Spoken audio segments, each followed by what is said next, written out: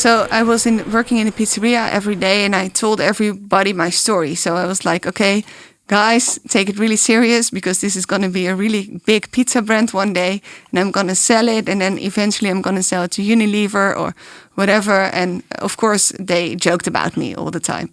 And then one of the dishwashers actually said to me, okay, you have this big mouth, but how are you going to Unilever if you stay here?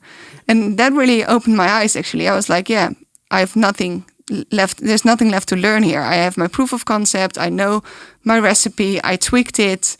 So I tweaked the recipe up to what it is now, actually. So I just needed money, experience, and knowledge how to go to the supermarket. So what I did is, actually, I think the same day I said, like, okay, I'm done baking pizzas. You have to hire a new guy who's going to make pizzas. And I started to work on my business plan. And then of course, I had some connections from the tech by then. So I sent it out an email to five of my best peers. And I sent an email like, I'm hiring angel investors who can help me out. So I turned it like the other way around. So like, not I'm seeking for like money, but I'm hiring them. So that was kind of funny. So all kind of investors, they responded to that. And then we got 3 investors who wanted to invest in the company.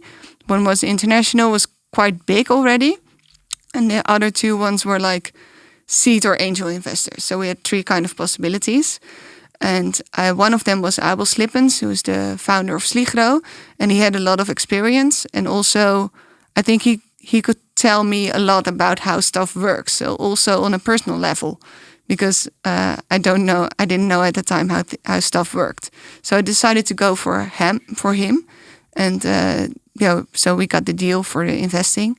And then I was already talking to Albert Heijn at that point. So that was actually... So we had then first the proof of concept, then I had the money and the investing, and then I arranged the production side.